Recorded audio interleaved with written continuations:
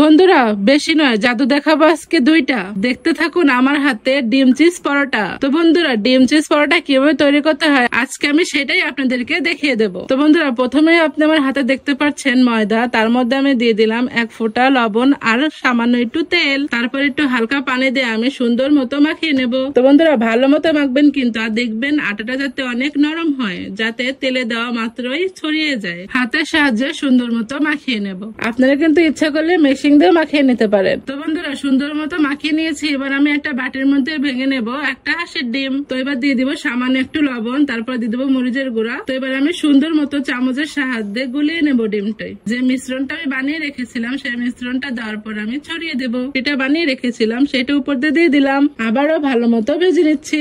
এরকম রেসিপি পেতে চাইলে আমাদের ফেসবুক পেজ এবং ইউটিউবে ফলো এবং সাবস্ক্রাইব দিয়ে রাখুন বন্ধুরা। তো বন্ধুরা আজকের মতো আসি, পরবর্তী ভিডিওতে আবার দেখা হবে। ধন্যবাদ।